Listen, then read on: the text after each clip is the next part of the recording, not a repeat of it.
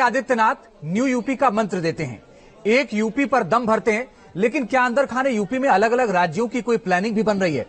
इन अटकलों की गर्मी बढ़ाई संजीव बालियान के बयान ने। पश्चिमी यूपी में दिग्गज जाट नेता और केंद्रीय मंत्री संजीव बालियान का एक बयान आया और देखते देखते सियासत में वायरल हो गया।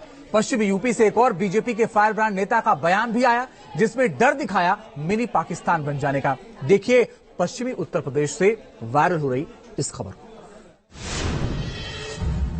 मैं खोल के कहता हूं, हमेशा पश्चिम उत्तर प्रदेश अलग बनना चाहिए। मेरठ की राजधानी होनी चाहिए। 8 करोड़ की आबादी है, बहुत छोटे छोटे प्रदेश हैं। जिस दिन पश्चिम उत्तर प्रदेश अलग बन जाएगा, ये इस देश का सबसे अच्छा प्रदेश होगा। पिछले 24 घंटे से केंद्रीय मंत्री संजीव बालियान का ये बयान टॉप ट्रेंडिंग है। पश्चिमी यूपी अलग राज्य और मेरठ राजधानी।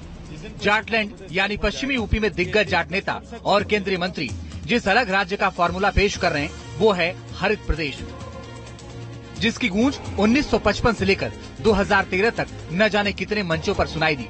मगर इस बार पश्चिमी यूपी के धाकड़ चेहरे संजीव बालियान ने पार्टी लाइन से अलग हटकर नई बहस छेड़ दी है। सांसद और केंद्रीय मंत्री संजीव बालियान की जुबान से अलग प्रदेश की बात निकली और उसमें संगीत सोम ने मिनी पाकिस्तान एंगल जोड़ दिया। आप जेलों में चले जाइए, आज जेलों में 50 से 60%, 70% एक ही वर्ग के लोग हैं, चूंकि क्राइम एक ही वर्ग के लोग करते हैं ज्यादा। आपने देखा होगा कि जितने भी पश्चिमी उत्तर प्रदेश में चाहे मुजफ्फरनगर दंगा हुआ है, उसमें मर्डर किए हों, जितने मर्डर होते हैं एक ही वर्ग के लोग करते हैं अधिकतर। मैं फिर कहता हूं कि ये पश्चिमी उत्तर प्रदेश बनना मिनी पाकिस्तान बनना है। ये मिनी पाकिस्तान जैसी इसकी स्थिति बन जाएगी। इसलिए हम कभी इसके समर्थन में नहीं है कि पश्चिमी उत्तर प्रदेश अलग बने। पश्चिमी उत्तर प्रदेश दिल्ली में जोड़ के वृद्ध प्रदेश बने और हमें दिल्ली में जोड़ा जाए, यही हमारी मांग। इस तरह पश्चिमी यूपी के बीजेपी के 2 फायर ब्रांड चेहरे सांसद बालियान और पूर्व विधायक संगीत सोम में ठन गई।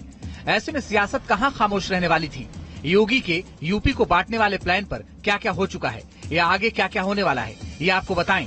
उससे पहले संगीत सोम के मिनी पाकिस्तान वाले बयान पर काउंटर अटैक देखिए। आज जो संगीत सोम का बयान आया है, मुझे लगता है वो बहुत ही निंदनीय, शर्मनाक है, जो भारतीय जनता पार्टी की मानसिकता को दर्शाता है। उनको लगता है कि पश्चिमी उत्तर प्रदेश के लोग पाकिस्तानी हैं, तो मुझे लगता है इससे शर्मनाक बात कुछ नहीं हो सकती। भारतीय जनता पार्टी के नेताओं को इस पर माफी मांगनी चाहिए। दूसरे दल में कहते हैं कि आपस में एकता नहीं है। आप देख लीजिए, केंद्रीय मंत्री कहता है कि बंटवारा होगा, दूसरा व्यक्ति कहता है नहीं होगा, तमाम अनर्गल आरोप लगाता है। तो भारतीय जनता पार्टी अपने में ही फंस चुकी है। अब इसका मैं समझता हूं कि इसका जवाब जनता 2024 में देगी। इस तरह यूपी की सियासत में नया संग्राम छिड़ा है। 2013 में तत्कालीन केंद्रीय मंत्री चौधरी अजीत सिंह ने हरित प्रदेश का मुद्दा उठाया था, लेकिन बात आगे नहीं बढ़ पाई। 2017 में यूपी की कमान संभालने के बाद जब भी यूपी को 4 हिस्सों में करने का सवाल आया, तो उन्होंने एक यूपी और नया यूपी का दम भरा। यानी योगी आदित्यनाथ के एजेंडे में फिलहाल यूपी के अलग अलग हिस्से का कोई प्लान नहीं है। तो फिर सवाल है कि पश्चिमी यूपी को अलग राज्य बनाने की मांग कैसे उठ गई? लेकिन बात निकली तो अलग पूर्वांचल तक पहुंच गई।